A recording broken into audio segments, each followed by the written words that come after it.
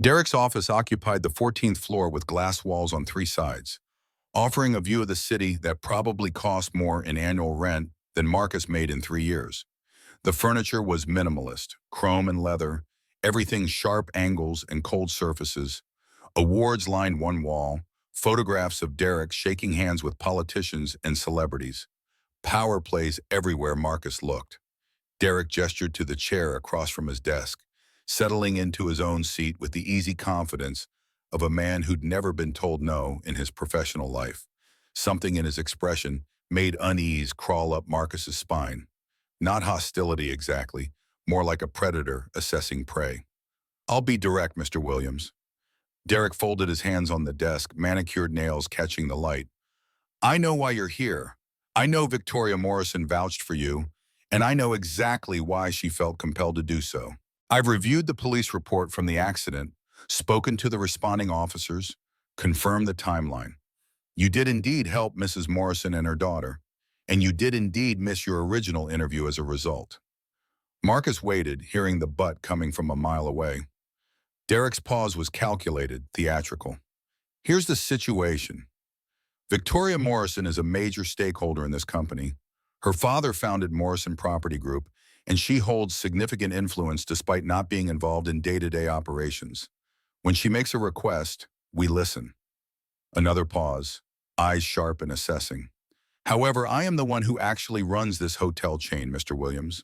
I hire the people, I set the standards, and I don't appreciate anyone, no matter how well connected, attempting to circumvent our normal hiring procedures." Marcus kept his voice level despite the anger starting to simmer. "I didn't ask her to do this, she offered. I'm aware, which is the only reason we're having this conversation instead of security escorting you out." Derek leaned back in his chair, steepling his fingers. "I've reviewed your qualifications. You're experienced, knowledgeable, and from what I understand, you performed well in your interview today. Under normal circumstances, you'd be a strong candidate. But these aren't normal circumstances, are they?" "What are you saying?" Derek's smile was thin, sharp. "I'm saying that if I hire you, it will always be because Victoria Morrison made a phone call.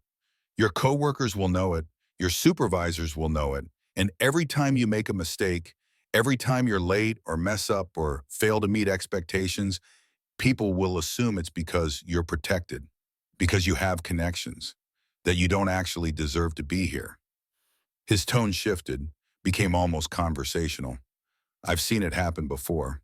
Breeds resentment, damages team morale, creates the perception that this company values personal relationships over professional competence. Makes my job significantly harder." Marcus felt his hands curl into fists on his lap. "So you're not going to hire me?" "I didn't say that." Derek pulled out a folder from his desk drawer, slid it across the polished surface. "I'm offering you a choice." The folder contained a legal document, multiple pages of dense text. Marcus opened it, scanning the contents with growing disbelief. Non-disclosure agreement, confidentiality clauses, restrictions on communication. Derek's voice continued, measured and professional. "You can accept this position with the understanding that your connection to Victoria Morrison remains strictly confidential. You signed this agreement promising never to reveal how you came to work here, never to leverage your relationship with the Morrison family for any professional advantage, and," he paused for emphasis, "never to contact or pursue any personal or romantic relationship with Victoria Morrison while you remain employed at Summit Ridge Hotels." The last clause made Marcus's eyes snap up from the document. "Romantic relationship? Why would that even?" "Because I've been doing this job for 20 years, Mr. Williams, and I know how these situations develop. Gratitude transforms into familiarity, familiarity breeds attraction, and suddenly we have a facilities supervisor dating a major shareholder's daughter. The optics alone would be catastrophic, not to mention the complications it would create for corporate governance." Derek's expression remained neutral, clinical. "This protects everyone involved. You become just another employee. No special treatment, no exceptions, no complications." Marcus stared at the document, feeling the trap close around him. Victoria's face flashed through his mind, the way her walls had cracked in that coffee shop, the genuine warmth that had broken through her careful control, the possibility that had sparked between them, unexpected and unwelcome and undeniable. Or, Derek continued, pulling out a second folder, you walk away right now. I'll personally ensure you receive a generous consulting fee for your discretion. $50,000. Cash. Enough to get you through the next few months while you find another position elsewhere. No one needs to know about this conversation. You take care of your financial problems, and we part ways professionally. The number hit Marcus like a physical blow. $50,000. That was rent for a year. Emma's shoes and clothes and school supplies. The electric bill paid off. The phone reconnected. Breathing room.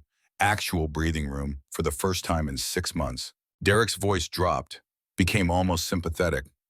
I understand your position, Mr. Williams. Single father, mounting debts, limited prospects. I've seen your financial records.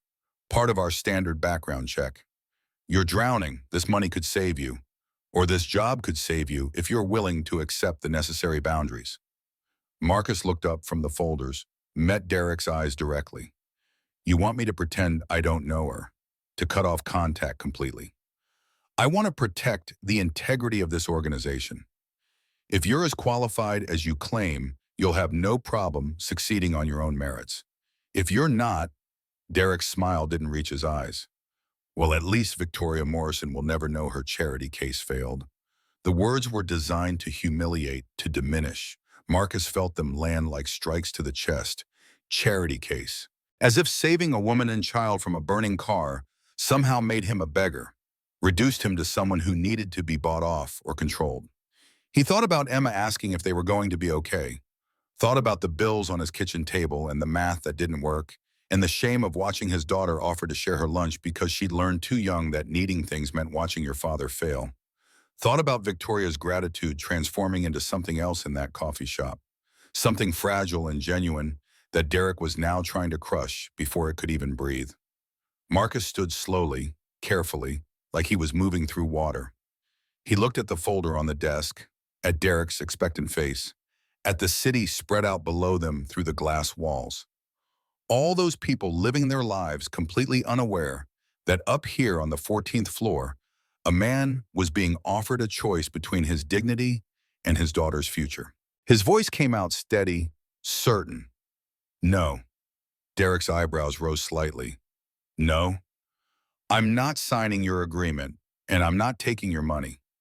Derek's expression shifted from surprise to calculation. Mr. Williams, I don't think you understand the situation you're in. You need this job, or you need that money. Walking away with nothing is the only choice I can live with. Marcus's voice gained strength. You're right that I need this job. You're right that I'm desperate. But my daughter is watching me, learning from me, figuring out what kind of person she wants to be based on what kind of person I am. The words came faster now, conviction building. I can't teach her that being afraid of the truth is acceptable, that making yourself small and silent so powerful men feel comfortable is the price of survival. Victoria Morrison offered me a second chance because I did the right thing at that accident. If I take this position under your conditions, I'd be proving that doing the right thing was stupid, that I should have driven past that car, shown up on time, climbed over whoever I needed to climb over to get ahead. Marcus leaned forward, hands flat on Derek's desk. Is that really the lesson you want me teaching my kid? That integrity is something you sell when the price gets high enough. Derek's expression had gone cold, shuddered. You're making a mistake, Mr. Williams, a significant one. Maybe, but at least it's my mistake. Marcus straightened, turned toward the door, paused to look back. At least I can look my daughter in the eye tonight and tell her that her father didn't sell himself out for a paycheck. That some things matter more than money. That we'd rather struggle together with our dignity intact than prosper on our knees. He walked out of Derek Hammond's office, through the gleaming lobby, into the afternoon sun. Didn't let himself think about what he'd just done until he was sitting in his truck with his hands on the steering wheel and his heart pounding like it was trying to break free from his chest.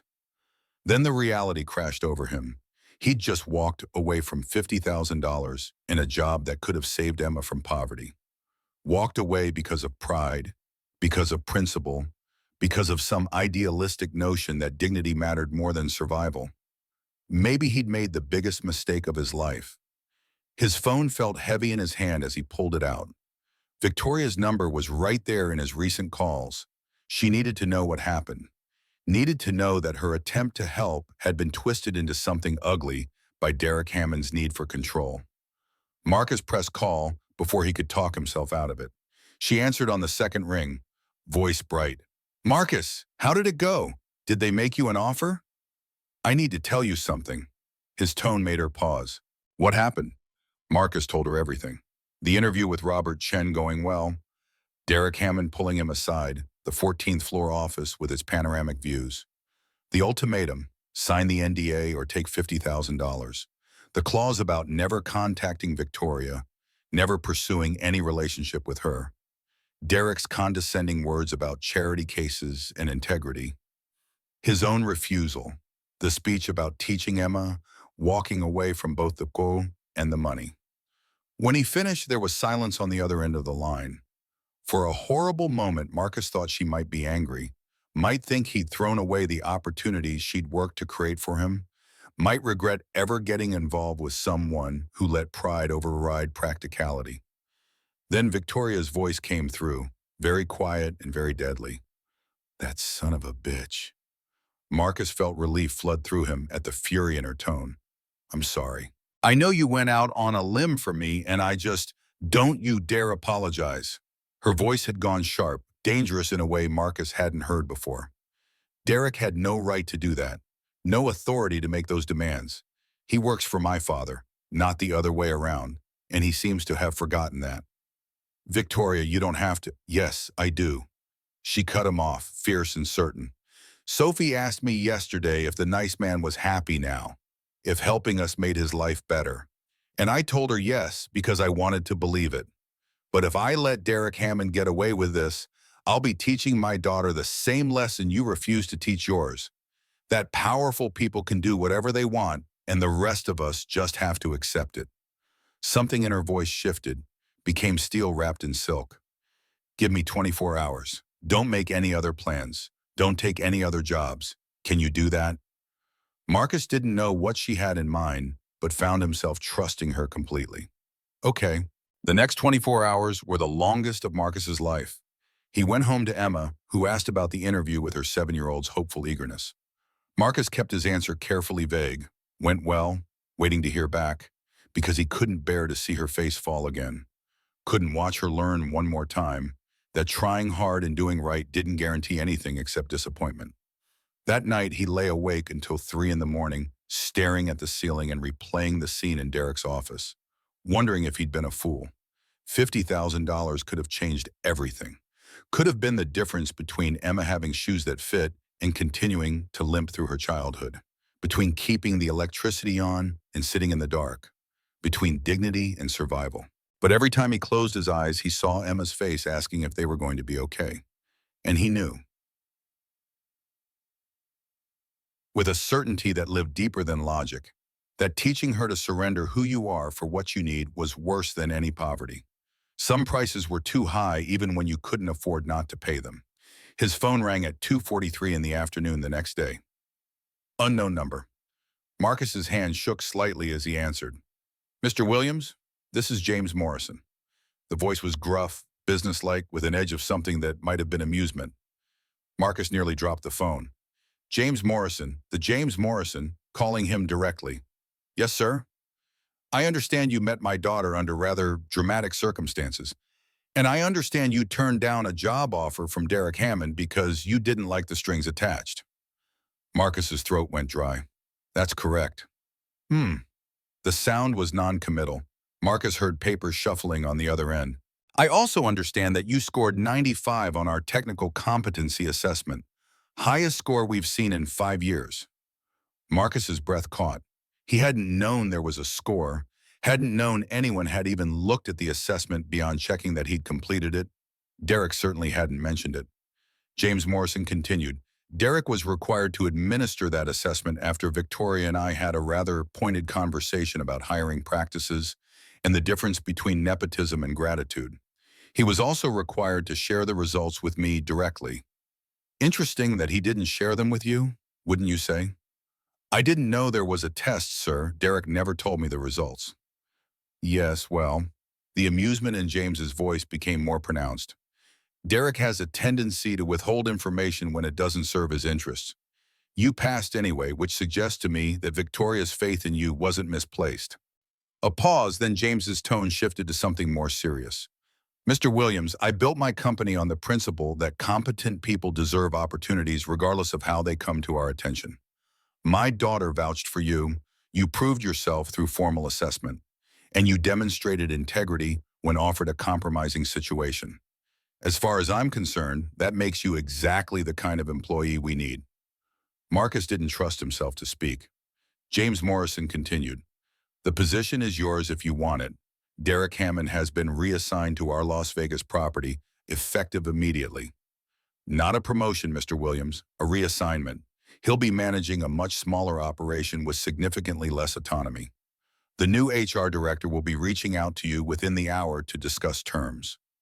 No non-disclosure agreements, no secret conditions, no restrictions on who you can and cannot associate with in your personal life. Just a standard employment contract. His voice hardened slightly. Are you interested? Marcus closed his eyes, feeling something hot and tight unwind in his chest. His voice came out rough. Yes, yes, sir, I'm very interested. Good. Welcome to Summit Ridge Hotels, Mr. Williams. Don't make me regret this decision. The line went dead. Marcus sat in his truck, phone still pressed to his ear, trying to process what had just happened. Derek Hammond reassigned. The job offered with no conditions. A 95 on an assessment he hadn't even known he was being graded on. Victoria's father calling personally to make things right. Emma burst through the front door when Marcus pulled into their apartment complex, home from the after-school program. She took one look at his face and her expression shifted from curiosity to concern. Dad, what's wrong? What happened? Marcus pulled her into a hug, held her tight enough that she squeaked in protest. Nothing's wrong, baby. Everything's right. Everything's going to be okay. She pulled back far enough to see his face. Did you get the job? Yeah, Marcus laughed, the sound startling him with its genuineness. Yeah, I got the job. Emma screamed with delight, jumping up and down, and Marcus laughed again and swung her around the way he used to when she was smaller. For the first time in 6 months, he felt actual hope, not the desperate kind that comes from having no other choice, but the real kind that comes from seeing that sometimes, just sometimes doing the right thing doesn't destroy you. That night after Emma fell asleep, Marcus pulled out his phone and typed out a message to Victoria. Thank you for everything. I don't know how to repay you. The response came 2 minutes later. Have coffee with me next week. Just us. No business. No daughters. Just us? Marcus stared at the message, pulse quickening. This was different from their first coffee meeting. This was Victoria Morrison asking him on what could only be called a date. This was the possibility that had sparked between them being given permission to breathe. This was dangerous and complicated and everything Marcus's practical side told him to avoid. He typed back, I'd like that. 3 dots appeared, disappeared, appeared again, then Saturday, 10 a.m., same place, and Marcus, I'm really glad Derek didn't win. Marcus set his phone down and leaned back against the couch, letting himself imagine for just a moment what it might be like. Victoria without her walls fully up. Getting to know her not as the woman he'd saved or the heiress who'd saved him, but as herself, building something genuine between 2 people who'd both been burned by life and were brave enough to try again anyway. He didn't let himself think about Derek Hammond sitting in a Las Vegas office, stewing in resentment and wounded pride. Didn't consider that a man like Derek, powerful, vindictive, used to winning, might not accept reassignment as the end of the story. Didn't imagine that sometimes doing the right thing and winning doesn't mean the fight is over. Marcus's first day at Summit Ridge Hotels arrived with September sunshine and Marcus's best shirt, the one Emma had helped him iron the night before, both of them standing in the kitchen practicing his introduction. He arrived at 7:30 for an 8 o'clock start time, old military habits reasserting themselves. Jennifer Park, the new HR director, met him in the lobby with genuine warmth. "Welcome to Summit Ridge, Marcus. We're thrilled to have you on the team." She gave him a tour of the facilities: maintenance control room, equipment storage, the workshop where repairs were staged. Introduced him to the team: 8 technicians ranging from early 20s to late 50s, 2 supervisors, all of them sizing him up with varying degrees of skepticism and curiosity. Marcus's office was small but his own, with a desk and computer and filing cabinets full of documentation on every system in the building. At 9, they had a team meeting. Robert Chen introduced Marcus as the new regional maintenance supervisor and spoke about his experience and qualifications. When Robert finished, Marcus stood to face the team. "I know I'm new here. I know I have a lot to learn about this facility and how you all operate, but I've spent 15 years in the trenches fixing what's broken and preventing what can break. I'm not here to boss anyone around or prove I'm smarter than you. I'm here to work with you. Your experience matters. Your input matters. We're a team." Most of the faces showed cautious acceptance. One older technician, Carl, according to his name tag, maybe late 50s, with the weathered look of someone who'd spent decades crawling through ducts and crawl spaces, spoke up. "Heard you got hired through connections. That true?" The room went quiet. Marcus met Carl's eyes directly, didn't flinch from the challenge. "I know someone who vouched for me, yes, but I also scored 95 on the technical assessment, which I can show you if you want. I'm here because I'm qualified, and I'm going to prove it every single day." "Fair enough?" Carl studied him for a long moment, then nodded slowly. "Fair enough. We'll see." The first weeks were a careful dance of observation and restraint. Marcus didn't come in demanding change or asserting authority. He spent his days walking the entire facility with each technician, asking questions, taking notes on systems and quirks and ongoing issues. He learned that the East Wing boiler had been temperamental for months, that 3 different contractors had failed to fix it. Carl showed him the problem with barely concealed skepticism. Marcus spent an hour examining the system, tracing lines, checking connections, found the issue others had missed: a pressure sensor installed backwards during a previous repair, creating false readings that triggered safety shutdowns. 30 minutes to fix, and the boiler ran perfectly afterward. Carl grunted, something that might have been approval. "All right, maybe you do know your stuff." By the 3rd week, Marcus noticed a pattern in the maintenance logs: entirely reactive, always responding to emergencies, never preventing them. He proposed implementing a preventive maintenance schedule. Met resistance from technicians who saw it as more work up front. "Less work long-term," Marcus countered, "and fewer 2 a.m. emergency calls pulling you away from your families. Let's pilot it in one building first. If it doesn't work, we go back to the old way." Results came within 2 weeks: 60% reduction in emergency calls, 0 tenant complaints about temperature control, the team actually getting weekends off. The resistance evaporated. They rolled the program out to all properties. Robert Chen noticed and sent Marcus an email. "Corporate is impressed. Keep it up." Friday afternoon of his 3rd week, Marcus's phone buzzed with a text from Victoria. "Hey, how's the new job going?" He smiled, typed back, "Good, really good. Still can't quite believe it's real." "Believe it. You earned it. Remember you promised me coffee? This Saturday, 10 a.m., same place?"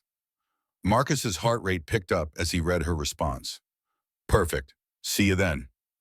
He stared at his phone afterward, grinning like an idiot.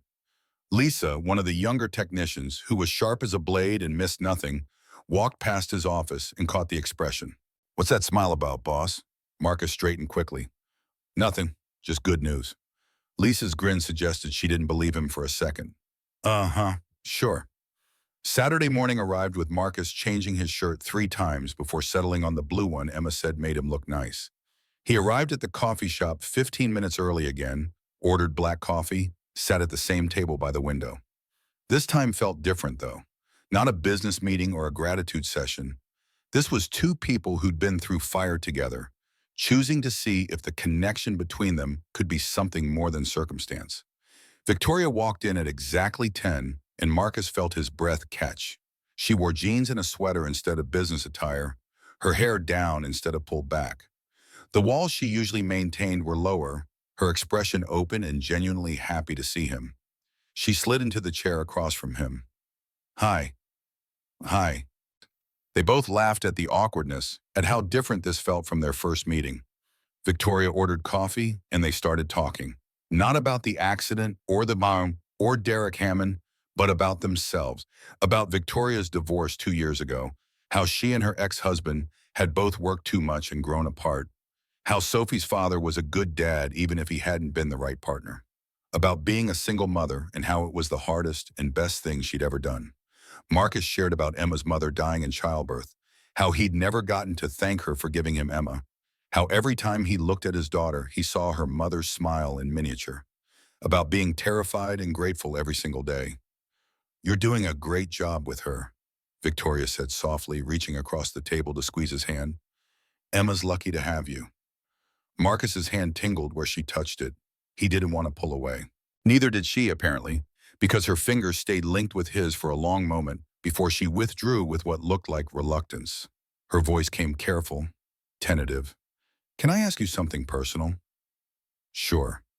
Derek's agreement, the clause about not contacting me, did that bother you? Not just professionally, but personally? Marcus's heart pounded, moment of truth. He could deflect, could keep things safe and professional. Or he could be honest. Yeah, he said quietly.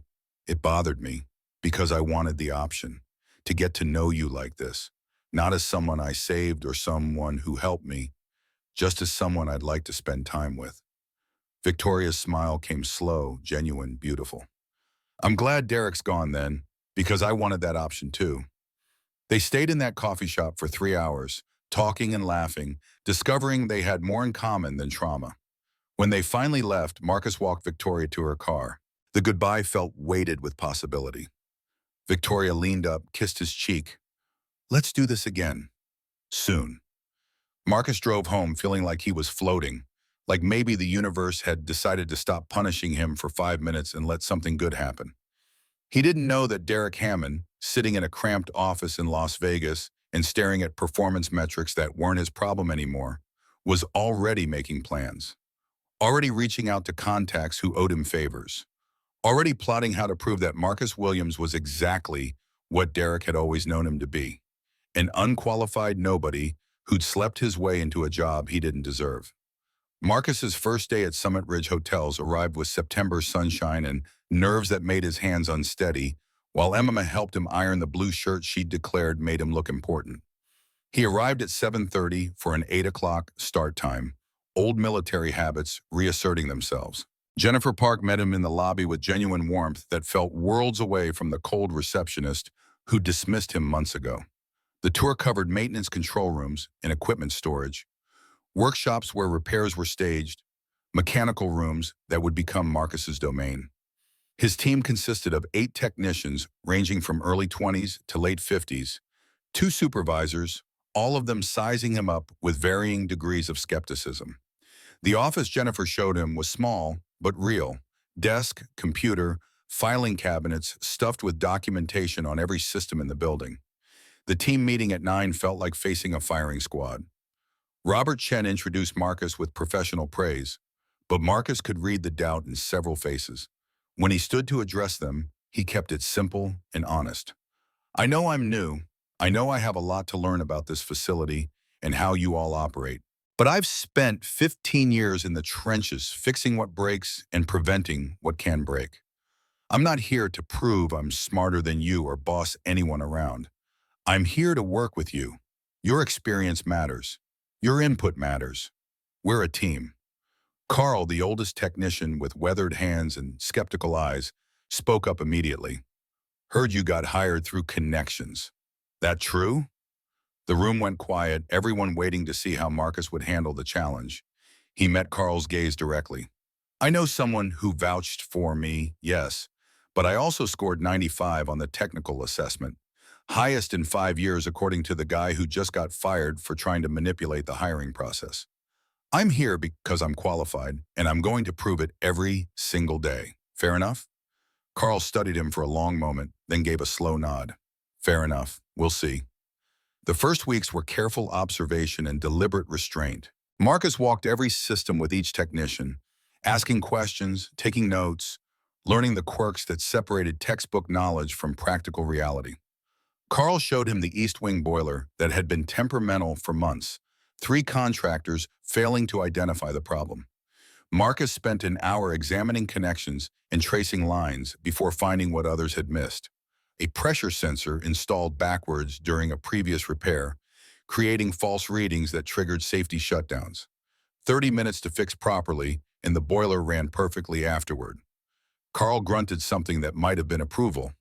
All right, maybe you do know your stuff. By the third week, Marcus noticed the pattern in maintenance logs. Entirely reactive, always responding to emergencies, never preventing them. He proposed a preventive maintenance schedule at the next team meeting, met resistance from technicians who saw extra work up front. Less work long-term, Marcus countered, and fewer 2 a.m. emergency calls pulling you away from your families. Let's pilot it in one building. If it doesn't work, we go back to the old way. Results came within 2 weeks. 60% reduction in emergency calls, zero tenant complaints about temperature control, the team actually getting weekends off. The resistance evaporated. They rolled the program out to all properties under Marcus's supervision. Robert Chen forwarded an email from corporate expressing satisfaction with the measurable improvements.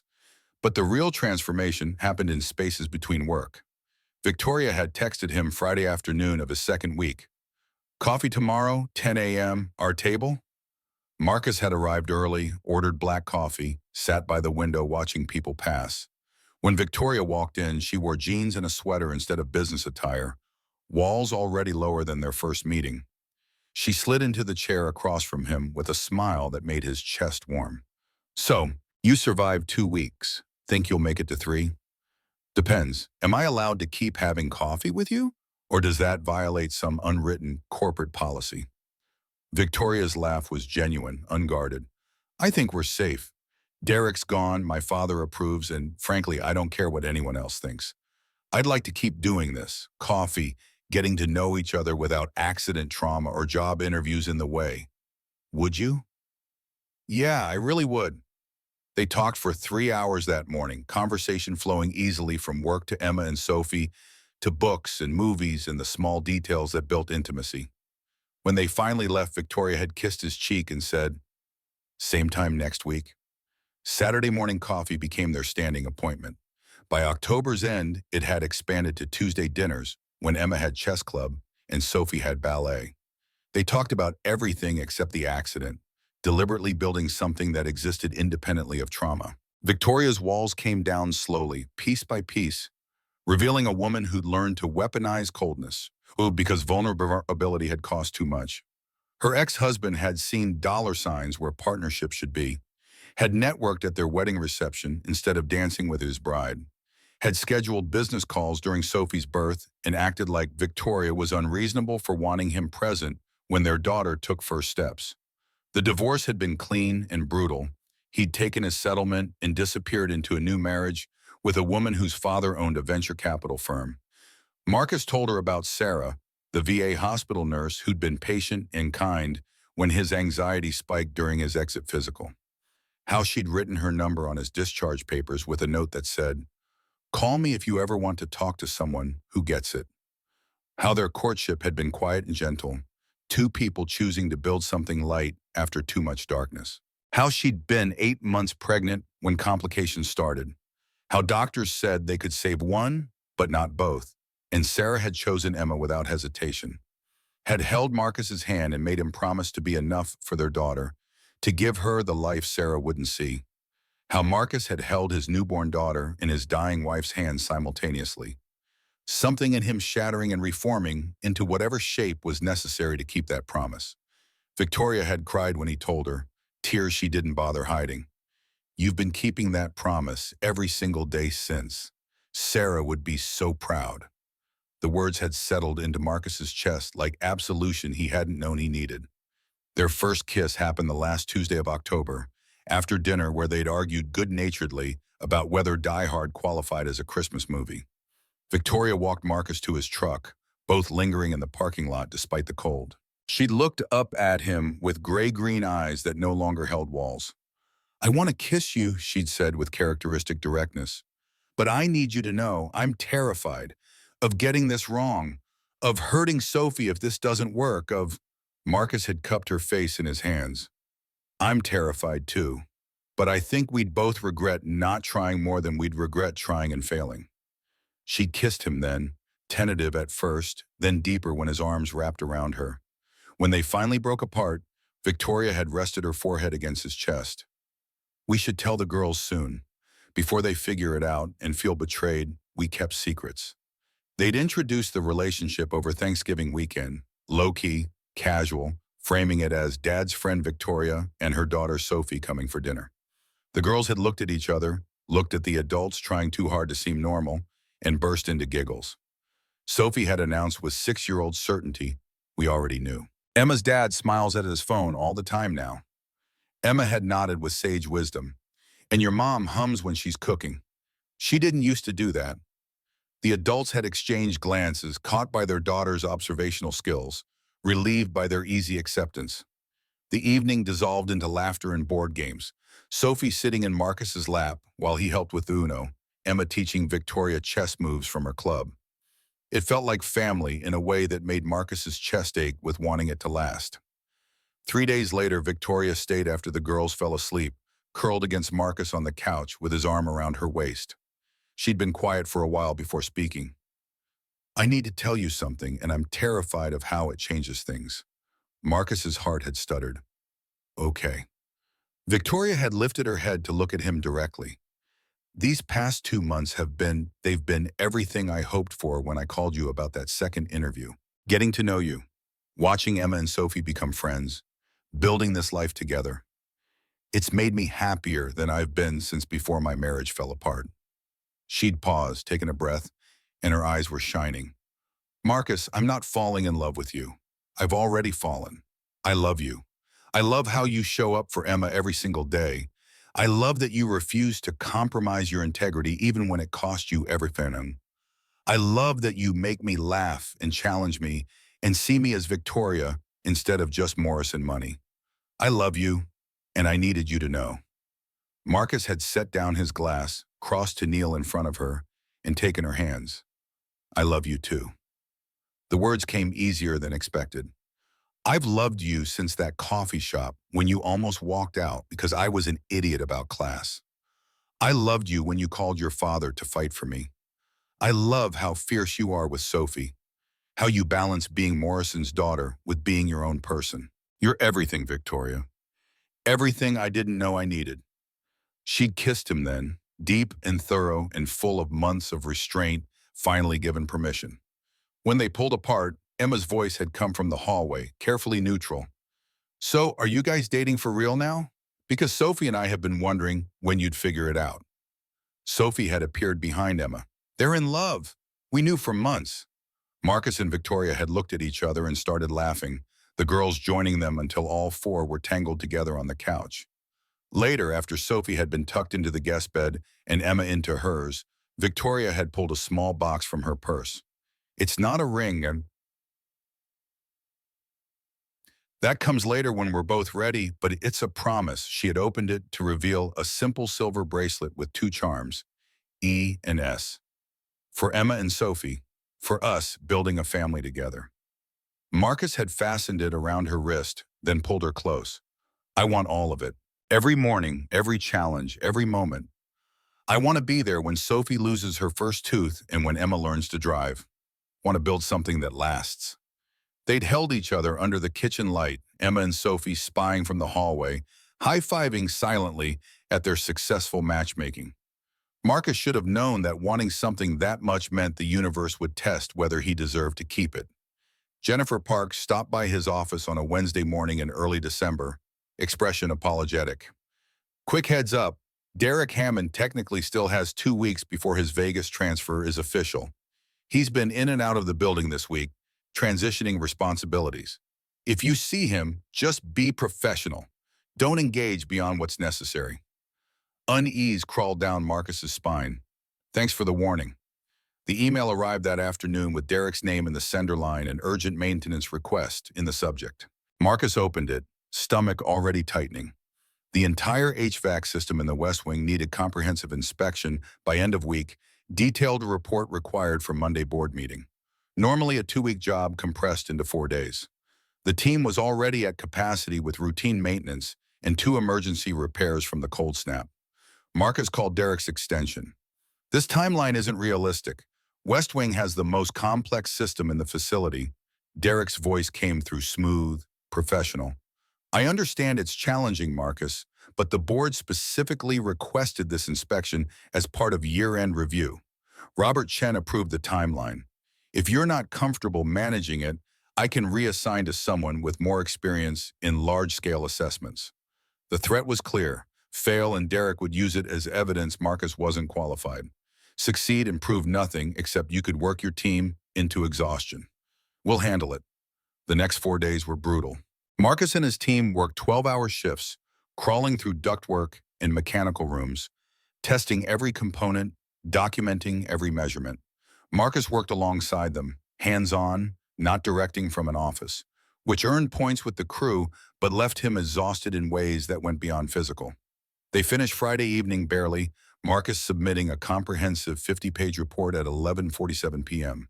He drove home in a fog of fatigue, fell into bed without showering, slept through his Saturday alarm. Woke to text from Victoria. "Everything okay? You were supposed to meet me for coffee an hour ago." Marcus called immediately, voice rough with sleep. "I'm so sorry. Work has been insane. Derek assigned this impossible inspection and..." "Derek's still there?" Victoria's tone shifted from concern to sharp. "I thought he was supposed to be gone by now." "2 more weeks, technically. He's been making things difficult."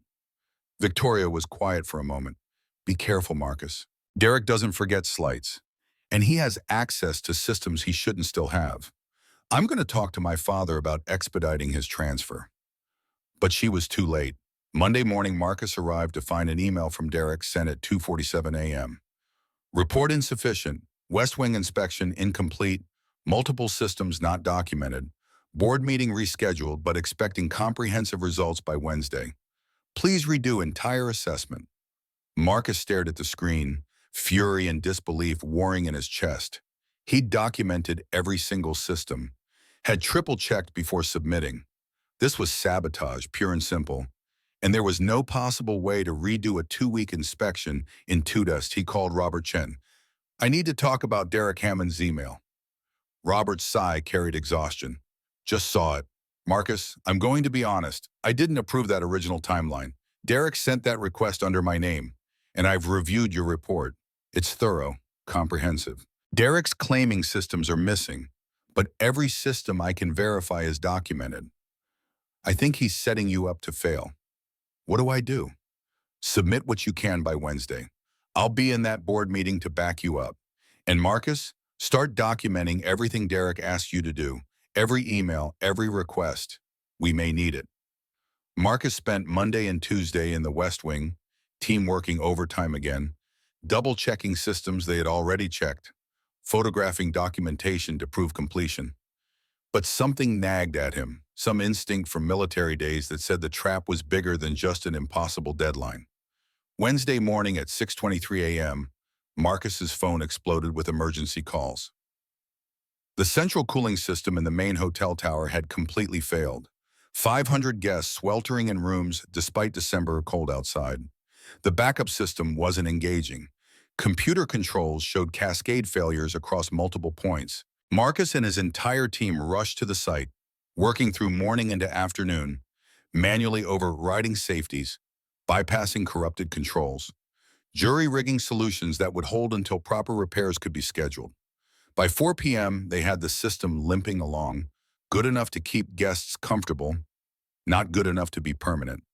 But Marcus had found something during repairs, evidence that someone had deliberately disabled the backup system and corrupted computer controls. This wasn't mechanical failure. This was sabotage. And the access logs showed commands entered remotely from an IP address that, when Lisa traced it through her IT contacts, originated from Summit Ridge's Las Vegas property, from Derek Hammond's office. Lisa appeared at Marcus's shoulder, laptop in hand. I've been monitoring network security since you mentioned possible sabotage last week. I have everything, access logs, keystroke records, authentication tokens, even recovered deleted emails between Derek and a former employee discussing ways to make Williams fail.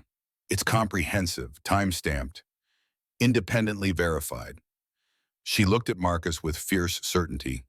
He did this, and we can prove it. Marcus's phone buzzed with a text from Jennifer Park. Emergency board meeting called for 5 p.m. Conference room 14. You're expected to present on the system failure and West Wing inspection status. His stomach dropped. 5 p.m., 1 hour from now. He was covered in grease and sweat from emergency repairs, had evidence of Derek's sabotage but no time to prepare a presentation, would be walking into a conference room full of executives who'd decide once and for all if Marcus Williams was competent or just connected. He pulled out his phone, texted Victoria. Board meeting at 5. Derek sabotaged the system. This is it. Her response came immediately. I'm coming. You're not facing this alone. Meet you there in 30. Marcus looked at Lisa. Can you get all that evidence onto my tablet? Everything that proves Derek did this? Already done. I'll be in that meeting too. They'll need it to verify the technical details. Marcus drove to Summit Ridge headquarters with his heart hammering, changed into the spare shirt he kept in his truck, but couldn't do anything about the grease stains on his pants or the smell of mechanical rooms clinging to his skin. He arrived at the 14th floor, the same floor where Derek had tried to buy his silence months ago, with 15 minutes to spare.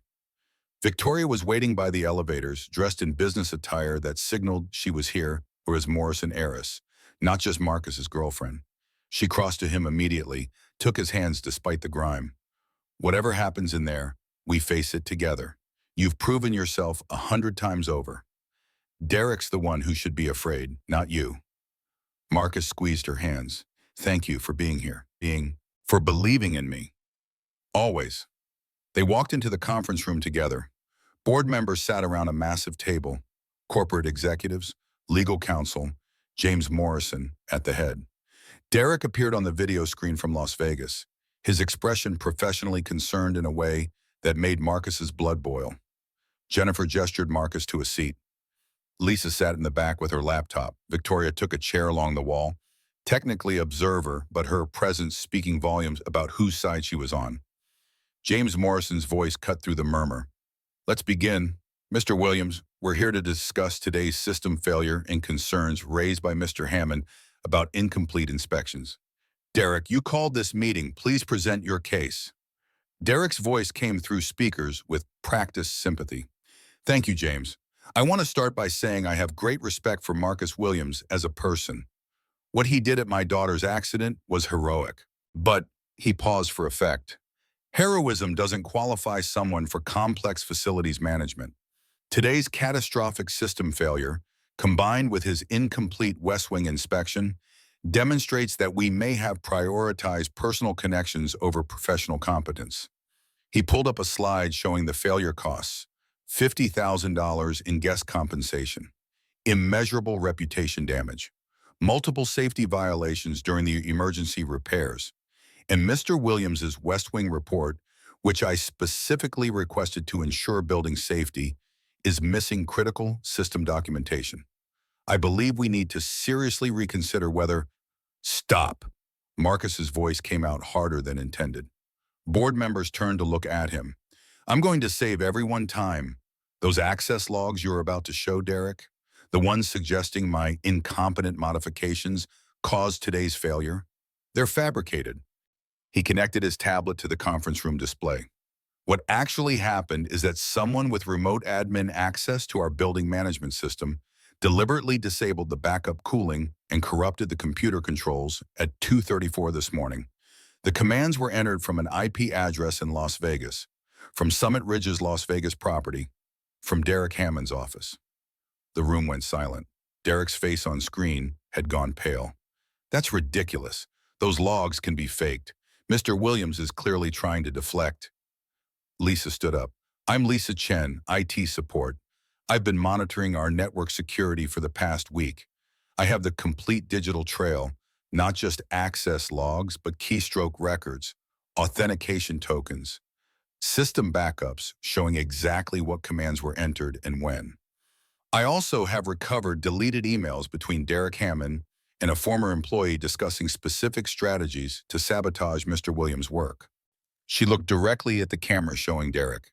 The evidence is comprehensive, independently verified, and admissible. You did this. Marcus watched Derek's expression cycle through denial, rage, calculation. Finally, Derek tried, even if there was some technical anomaly, it doesn't change that Williams's West Wing report is incomplete. No, it's not. Robert Chen spoke up for the first time. I've reviewed Marcus's report personally.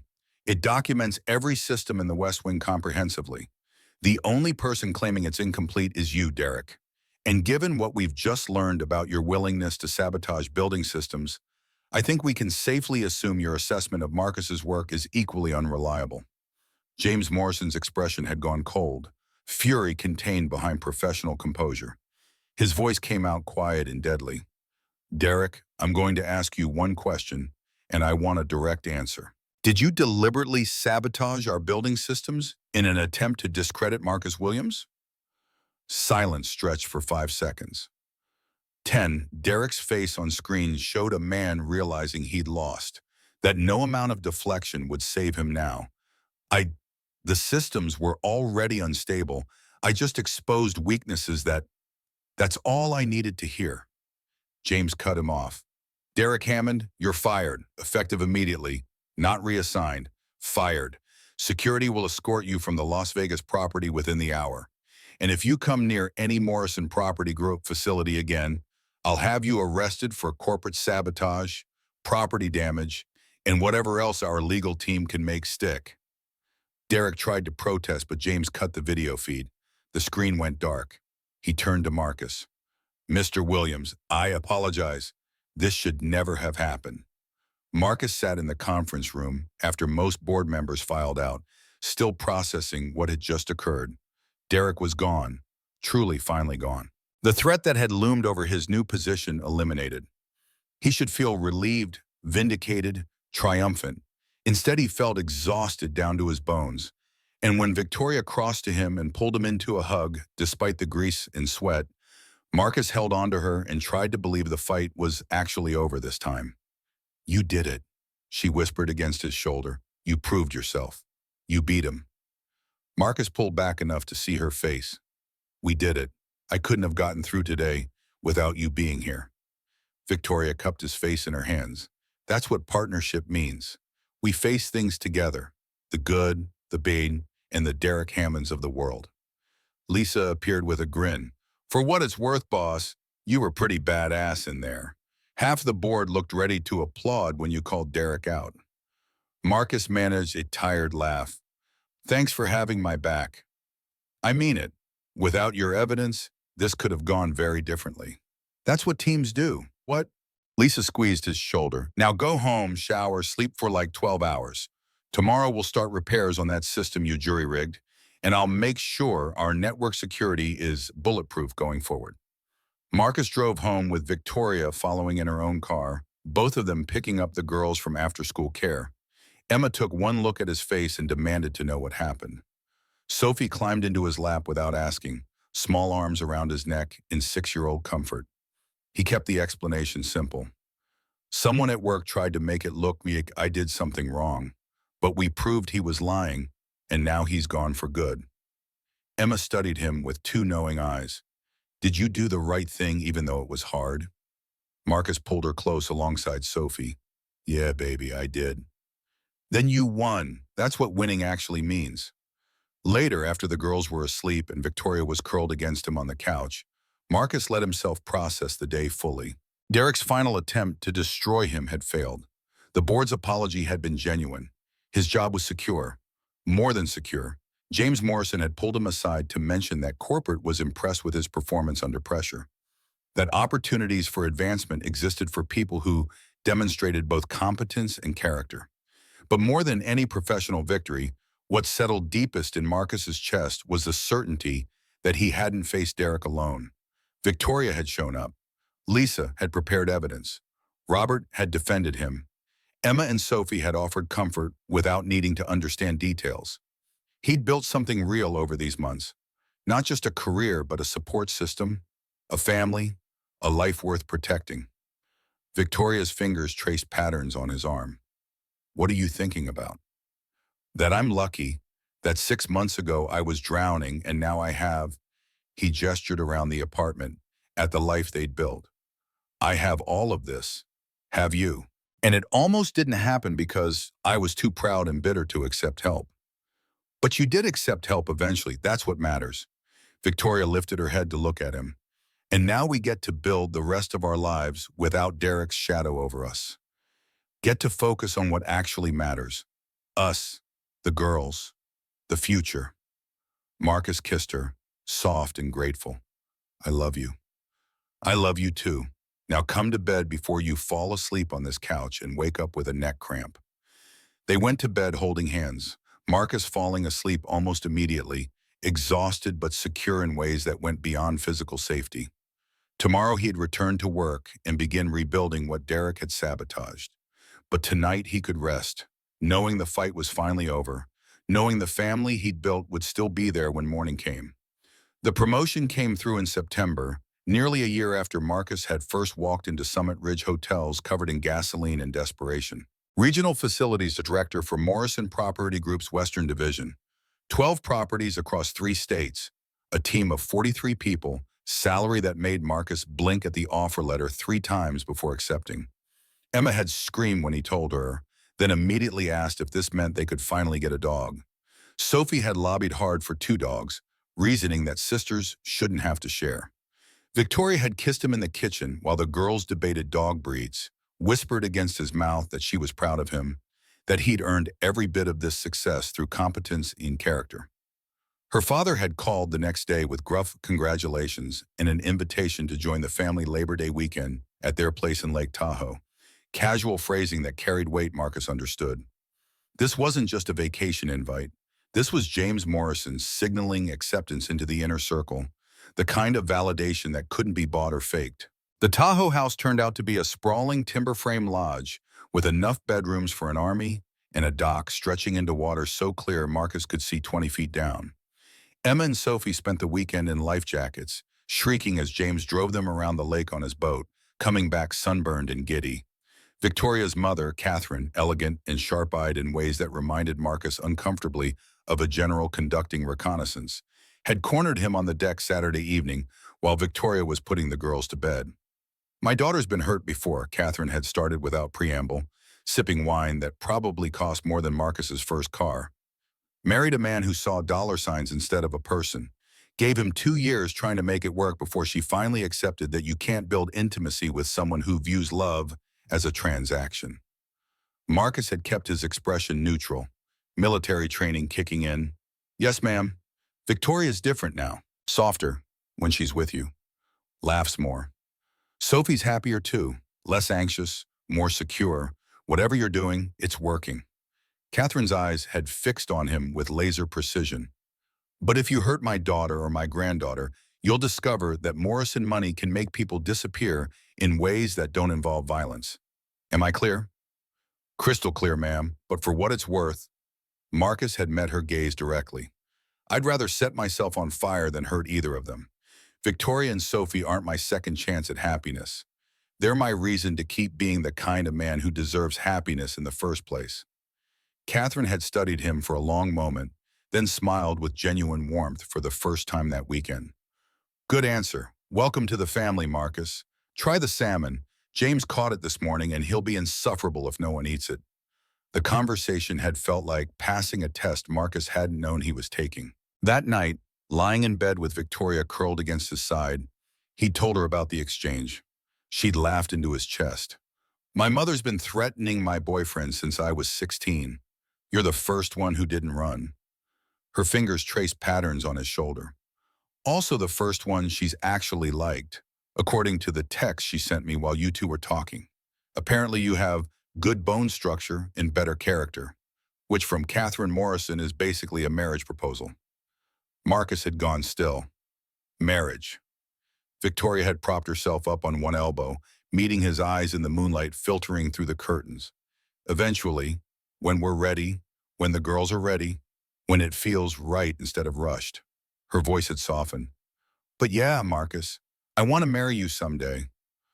Want you to be my partner in everything. Finances, parenting, the boring grocery shopping, and the exciting vacations. Want to build a life that's ours, not just mine or yours. Marcus had pulled her down for a kiss that had turned into more, bodies saying what words couldn't quite capture. Yes, and always, and thank God I found you.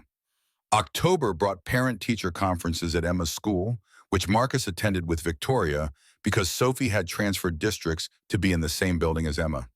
The girls sat together at lunch now, did homework side by side, defended each other with fierce loyalty when anyone suggested they weren't real sisters. Mrs. Patterson, Emma's teacher, had smiled knowingly when Marcus and Victoria arrived together.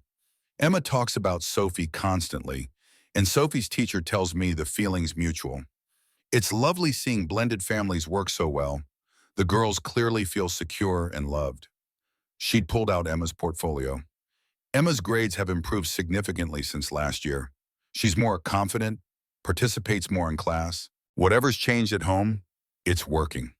What had changed was that Emma no longer woke up afraid they'd lose electricity or that Marcus would skip meals so she could eat. What had changed was having Sophie as a constant companion. Victoria as a presence who showed up to school events and remembered to pack the special snacks Emma liked. What had changed was that their apartment felt like a home instead of a bunker against poverty. Marcus had held Victoria's hand walking back to the car, Emma and Sophie racing ahead toward the playground for a few minutes before dinner. His chest had felt full enough to burst. "We're doing okay at this," Victoria had observed, squeezing his fingers. "The parenting together thing, the being a team thing. Yeah, we really are." November arrived with Thanksgiving plans that required careful negotiation. Victoria's parents wanted everyone at their estate in Atherton. Formal dining, multiple courses, the kind of production that made Marcus anxious about which fork to use. Emma had lobbied hard for their own tradition of pizza and movies, the casual intimacy she'd grown up with. Sophie had wanted both, with the diplomatic skills of a child who'd learned to navigate divorced parents' competing holidays. They'd compromised.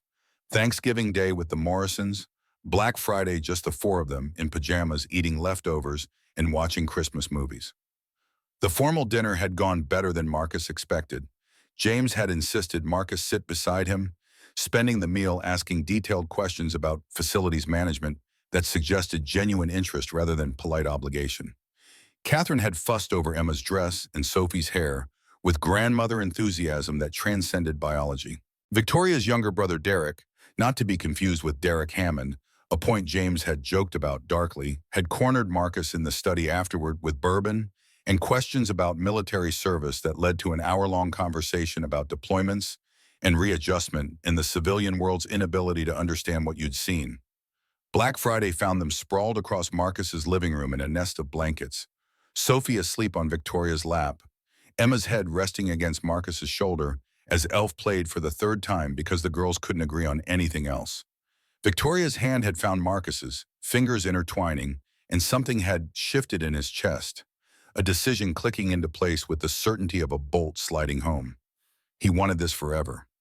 Not eventually, not someday. Forever, permanent, no more splitting time between households or explaining to people whether they were serious. He wanted Victoria as his wife, Sophie as his daughter-in-law and love, if not biology, Emma secure in the knowledge that her family was complete. Wanted the bracelet he'd given Victoria 6 months ago to be followed by a ring that meant promises kept. The ring took Marcus 3 weeks to find. He'd enlisted Emma's help, which turned into both girls accompanying him to 4 different jewelers, while Victoria thought they were at a movie. Emma had vetoed anything too flashy. "Victoria likes elegant, Dad, not sparkly," while Sophie had argued for the biggest diamond possible with 6-year-old logic. They'd finally agreed on a platinum band with 3 small diamonds, simple and classic and exactly right. The proposal required more planning. Marcus wanted meaningful, not showy, wanted it to be about them, not about expense or production value. He'd settled on the coffee shop where they'd first reconnected, the table by the window where Victoria had almost walked out on him, and he'd learned to set aside pride long enough to accept grace. He'd contacted the owner, explained the situation, secured the table for Saturday afternoon at 2. Emma and Sophie were spending the day with Catherine, who'd been thrilled to be included in the conspiracy. James had given Marcus his blessing 3 days earlier during a meeting Marcus had requested at Morrison Property Group headquarters, saying that any man brave enough to ask permission from a protective father deserved whatever happiness he could grab. Saturday arrived with December sunshine and Marcus's nerves jangling like live wires. He got to the coffee shop early, habit and anxiety combining, and sat at their table with the black coffee growing cold in front of him. The ring box felt heavy in his jacket pocket, a weight that had nothing to do with platinum and everything to do with how completely his life would change if Victoria said yes. How devastated he'd be if she said no. Victoria walked in at exactly 2, wearing jeans and a sweater the color of pine trees, her hair down the way he loved. She spotted him and her face lit up with the smile that still made his heart stutter. Crossed to the table and slid into her chair, reaching for his hand automatically. "Hey you, what's with the mysterious 'meet me at our coffee shop' text? Not that I'm complaining. I'll take any excuse to see you, but the girls have been giggling all morning and won't tell me why." Marcus took a breath, felt his carefully prepared speech evaporate, and went with honesty instead. "A year ago, I sat in this chair and almost lost you before we'd even started. Because I was bitter and suspicious and couldn't accept that sometimes people help because it's the right thing to do, not because they want something in return." Victoria's expression shifted, walls lowering completely as she heard the seriousness in his tone. Marcus continued, words coming faster now. "You could have walked away, should have walked away. I basically accused you of trying to buy me. But you stayed long enough to make me understand that character isn't about what class you're born into. It's about what you choose to do when it costs you something. You saved my life as much as I saved yours at that accident. More maybe, because you gave me back my faith that good things could happen to people who chose integrity over survival." He pulled the ring box from his pocket, opened it, watched Victoria's eyes go wide and fill with tears. "I love you. I love Sophie like she's mine, which she is in every way that matters. I want to wake up next to you every morning and figure out how to parent teenagers together and grow old watching our girls build their own lives. I want to be your partner in everything, the boring parts and the beautiful parts and all the messy, complicated parts that come with blending families and building something from scratch." Marcus slid out of his chair, dropped to one knee beside the table, the same way soldiers had done for centuries when swearing oaths that mattered. "Victoria Morrison, will you marry me?" Victoria's tears spilled over, but she was smiling, hands covering her mouth. "Yes, God, yes, Marcus. Yes." He slipped the ring onto her finger with hands that shook slightly, and Victoria pulled him up to kiss him, both of them laughing and crying and not caring that the entire coffee shop had stopped to watch. Someone started clapping. Then everyone joined in, and Victoria buried her face in Marcus's shoulder while he held her and thought that sometimes life gave you exactly what you needed in the exact moment you were finally ready to receive it. They picked up the girls from Catherine's house an hour later, both of them wearing grins that made Emma and Sophie bounce with anticipation. Marcus had barely gotten the car in park before Sophie burst out, "Did she say yes? Is my mom going to marry your dad?" Victoria held up her left hand, showing the ring. She said yes. The shrieking was loud enough to make Marcus wince and laugh simultaneously. Emma threw her arms around him while Sophie climbed into Victoria's lap, both girls talking over each other about being real sisters now and whether they could be flower girls and if this meant they got to live in the same house all the time. Catherine appeared on the porch with James, both of them smiling with grandparent satisfaction. Victoria caught Marcus's eye over Sophie's head, mouthed, "I love you," and Marcus felt something settle deep in his chest. This was what he'd promised Sarah 9 years ago when she died giving him Emma, that he'd build their daughter a good life, give her love and security and family. He'd kept that promise through poverty and desperation and moments when he'd been certain he was failing. And now, watching Emma glow with happiness while Sophie chattered about wedding dresses, Marcus understood that promises kept had a way of echoing forward, building foundations strong enough to support futures you couldn't have imagined. The wedding was set for June, Enough time for planning without feeling rushed, letting the girls adjust to the reality of their parents' marriage instead of just the idea. Victoria moved into Marcus's apartment in January. Her place was technically nicer, but this had been home first, the space where they'd built their initial foundation. They'd repaint, she'd insisted, maybe knock down a wall to make the kitchen bigger. But the bones were good, and the memories mattered.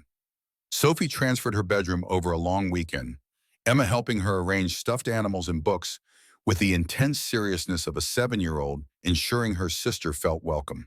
The girls had started calling each other's parents mom and dad without anyone prompting it. Sophie asking Marcus to help with math homework, and Emma showing Victoria the bracelet she wanted for her birthday. The terms of endearment had made both adults cry the first few times, overwhelmed by how seamlessly their children had woven themselves into each other's lives. February brought Valentine's Day and Marcus's first serious argument with Victoria.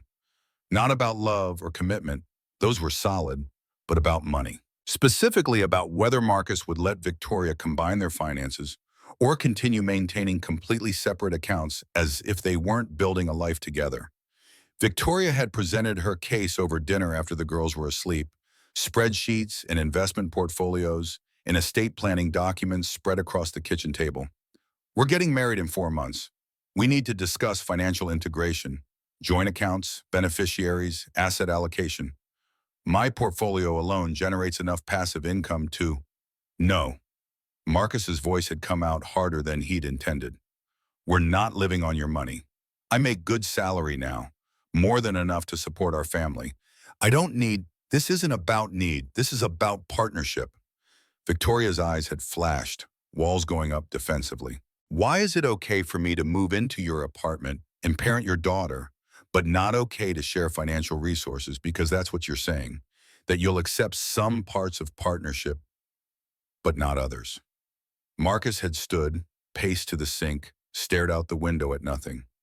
I spent 6 months drowning in poverty, watching Emma go hungry, failing at the most basic requirement of fatherhood, providing. I cannot go back to being dependent on someone else's money. Cannot build our life on a foundation that isn't mine to control. It's not someone else's money. It's our money. Victoria had crossed to stand beside him, voice softening. Marcus, I understand pride. I understand wanting to feel like you're providing, but you're letting past trauma dictate present decisions. We're partners. That means my resources are your resources. Your burdens are my burdens. You can't have it both ways. Can't say you want to build life together while refusing to actually combine our lives.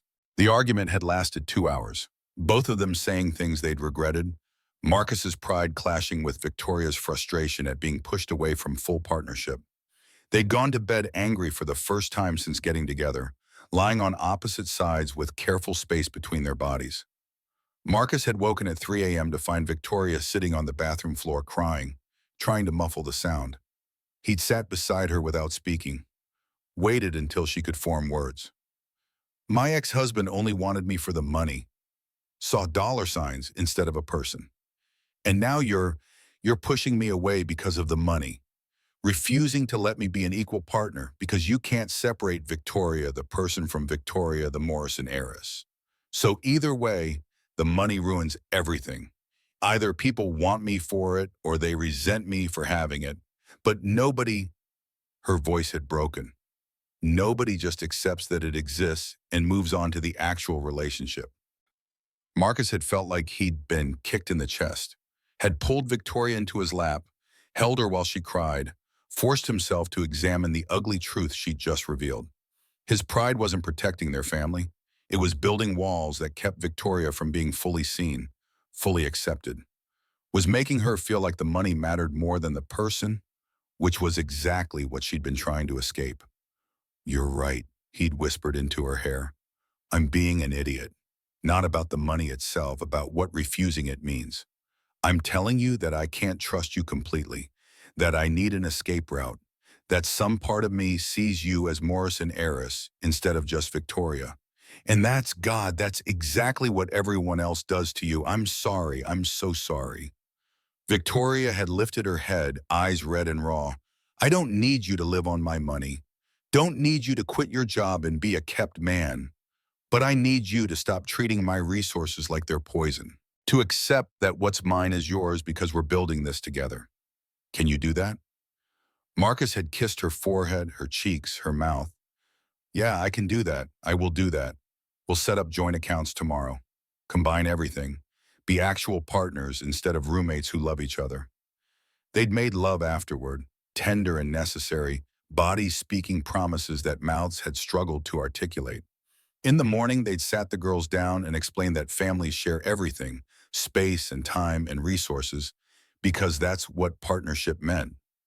Emma had asked if this meant Sophie's allowance would increase Marcus's budget, displaying 7-year-old logic that made both adults laugh until they cried.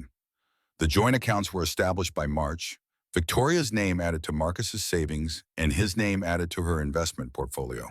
Marcus had tried not to look at the numbers too closely. Seeing how many zeros existed in Victoria's accounts made his head spin. But she'd been right.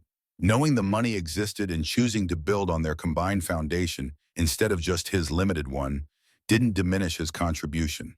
It just made them stronger together than either could be separately. April brought wedding planning intensity that made Marcus grateful for his project management experience. Victoria had hired a coordinator who treated the event like a military campaign, complete with timelines and contingencies and backup vendors. The ceremony would be at Catherine's estate garden, reception in a tent overlooking the bay, guest list hovering around 200 people that Victoria kept trying to trim, and Catherine kept expanding. Emma and Sophie were co-flower girls, dresses already selected after a marathon trying-on session that had required bribery with ice cream. James was walking Victoria down the aisle despite her initial protest that she could walk herself. Marcus had been the one to talk her into accepting, pointing out that fathers needed rituals too, that letting James participate wasn't about property transfer, but about honoring the relationship they'd rebuilt after years of corporate-focused distance. The bachelor party was low-key at Marcus's request. Dinner with Robert Chen and a few guys from work, Carl telling increasingly unbelievable stories about fixes he'd made over 30 years in the trades. No strippers, no Vegas, just good food and better company. The bachelorette party was similarly tame according to Victoria. Spa day, followed by dinner. Catherine insisting on paying for everything and getting mildly drunk on champagne while dispensing advice about marriage that made Victoria text Marcus afterward. Apparently, the secret to 40-year marriages is separate bathrooms and never going to bed angry. Who knew? May brought final preparations and Marcus's growing realization that this was actually happening, that in 4 weeks he'd be married to Victoria Morrison, that Emma and Sophie would legally be sisters, that his life had transformed so completely from the desperate poverty of 18 months ago that it felt like a different existence entirely. The final crisis came 2 weeks before the wedding. Marcus got a call from Emma's school. She'd been in a fight, which was so unlike his conflict-averse daughter that Marcus left a meeting mid-sentence and drove straight over. Found Emma in the principal's office with a split lip and tear-streaked face. Another girl, Madison, according to her name tag, sporting a bloody nose and defiant expression.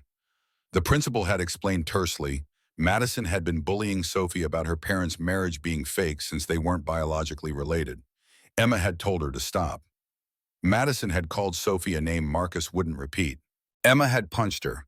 Emma, who'd never thrown a punch in her life, who cried during Disney movies and rescued spiders instead of squashing them, had broken another child's nose defending her sister.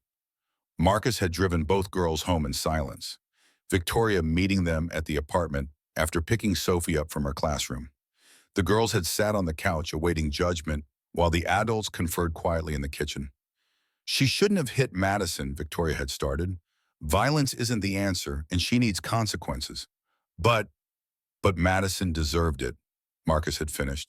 And Emma was protecting her sister, which is, God, I don't know how to discipline her for that without sending the wrong message. They'd settled on grounding Emma from screens for a week while praising her for defending Sophie, trying to thread the impossible needle of teaching that violence was wrong while violence in defense of family felt deeply right. Emma had accepted the consequences solemnly, then looked at both parents with unusual intensity. Madison said Sophie wasn't my real sister because we don't have the same parents. But that's stupid, right? Because family isn't about biology, It's about who you choose to protect, who you'd punch people for. Her voice had gone fierce, adult determination in a 7-year-old frame. Sophie's my sister, forever.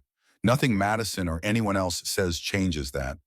Sophie had thrown her arms around Emma, both girls crying now, and Victoria had grabbed Marcus's hand hard enough to hurt. They'd ended up in a group hug on the couch, all four of them tangled together, and Marcus had thought that this, right here, was what family actually meant. Not genetics or legal documents, but the fierce choice to claim each other, to fight for each other, to build something from shared love instead of biological accident. The wedding day arrived with June sunshine and Marcus's hands shaking so badly he needed Robert Chen's help with his tie. The ceremony was scheduled for 4 p.m. in the garden, but Marcus arrived at noon for photos and final preparations, spending the interim in a guest house, trying not to think about everything that could go wrong. James found him at 2:30, handed him a scotch, and settled into the chair across with the air of a man delivering important intelligence. "You're spiraling. Stop it." Marcus attempted a laugh. "That obvious? You've checked your watch 6 times in the past minute, and you're not actually drinking that scotch, just holding it. So yeah, obvious." James took a sip of his own drink. "Cold feet?" "Terrified feet. Not about marrying Victoria, that's the only thing I'm certain about. But about..." Marcus struggled to articulate the fear. "What if I'm not enough? What if 10 years from now she realizes she married a guy who fixes HVAC systems while she could have had someone from her world? Someone who understands private jets and charity galas and someone boring as hell who'd see her as a trophy instead of a partner?" James's voice carried unexpected heat. "Marcus, listen to me. I've watched my daughter date extensively. Watched her marry wrong the first time and spend years trying to convince herself love could be built on common tax brackets. You know what I've never seen until you? I've never seen her relaxed. Never seen her laugh the way she laughs with you. Like she doesn't have to perform or manage or control everything. Never seen her walls fully down." James leaned forward, expression serious. "You saved my daughter's life twice. Once from that burning car, and once from believing she'd always have to choose between love and being herself. So stop wondering if you're enough. You're exactly what she needs. The rest is just logistics." The ceremony started at 4 on the dot, processional music floating through the garden as guests settled into white chairs arranged in careful rows. Marcus stood at the altar with his best man, Robert, beside him, watching Emma and Sophie walk down the aisle, scattering rose petals with varying degrees of accuracy. Then Victoria appeared on James's arm, and everything else dissolved into background noise. She wore a simple ivory dress, elegant without being ostentatious, her hair partly up with flowers woven through the dark strands. But it was her expression that unmade Marcus completely. Joy unguarded, love written across every feature. Walls demolished until there was nothing minor left but Victoria choosing him in front of 200 witnesses and forever. The ceremony blurred into impressions, the officiant talking about partnership and choosing each other daily. Victoria's hands shaking slightly when Marcus slid the wedding band onto her finger. His own voice rough with emotion, promising to love and honor and protect. The moment the officiant pronounced them married and Marcus kissed his wife while their daughters cheered and the crowd applauded, and everything Marcus had survived to reach this moment suddenly felt worth it. Every hour of poverty, every moment of fear, every choice that cost him something in service of integrity. The reception was a blur of congratulations and champagne, dinner speeches that made everyone laugh and cry, James telling stories about Victoria's childhood that mortified his daughter and delighted the crowd. Emma and Sophie monopolized the dance floor, spinning in their flower girl dresses until they were dizzy. Catherine cornered Marcus during dessert to inform him she'd established education trusts for both girls, equal amounts, because grandchildren shouldn't be distinguished by biology when love made them equivalent. Marcus danced with Victoria as the sun set over the bay, holding his wife close while she whispered against his ear, "Best decision I ever made, saying yes to you." "Second best," Marcus had countered. "First best was not walking away from me in that coffee shop when I was an idiot about your money." Victoria had laughed, bright and free. "Third best then. Second best was stalking you through a private investigator until I found you. First best was getting in that car the day of the accident, because if I'd stayed home sick like I planned, we never would have met. So really thank God for timing and near-death experiences. They'd kissed while their daughters watched from the edges of the dance floor, Emma and Sophie grinning at each other with the satisfaction of children who'd known all along their parents belonged together.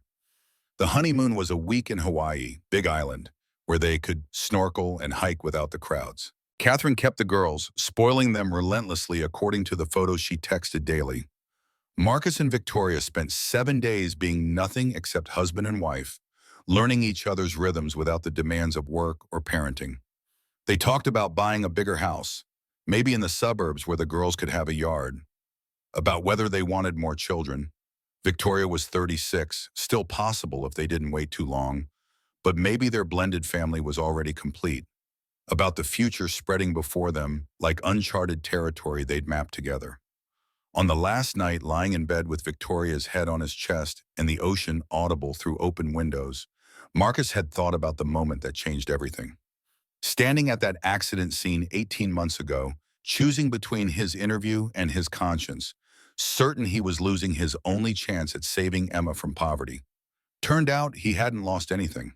He'd just been trading one future for a better one, even though he couldn't have known it at the time. Sometimes doing the right thing cost you everything you thought you needed, only to give you back things you didn't know you'd been missing. Sometimes the universe rewarded integrity not immediately, but eventually, in ways that made the waiting worthwhile. They returned to California in August to news that Marcus had been promoted again, Vice President of Facilities Operations for Morrison Property Group's entire portfolio. The title came with salary that made Marcus dizzy, responsibilities that excited rather than overwhelmed him, respect earned through competence instead of connections. He accepted, knowing now that success didn't diminish who he was or where he'd come from. It just meant he'd climbed far enough to pull others up behind him. Emma started third grade and Sophie second at the same school, their teacher recognizing them as sisters without question. The new house, 4 bedrooms in Palo Alto with a yard and a dog they'd named Widget after extensive family debate, became home by October. Marcus hung the photo from their wedding in the front hallway, Victoria and him and Emma and Sophie all laughing at something long forgotten, captured proof that families could be built from choice and love instead of just biology. Some nights Marcus still woke from dreams about that accident scene, about choosing his interview over helping, about arriving on time only to discover the job wasn't worth his daughter's respect. But Victoria would pull him close in those moments, grounding him in the reality they'd built, this bed, this house, this life they'd chosen together. And Marcus would remember that the best decisions weren't always the easy ones, that integrity mattered more than convenience, that sometimes losing everything you thought you wanted was actually finding everything you'd been missing.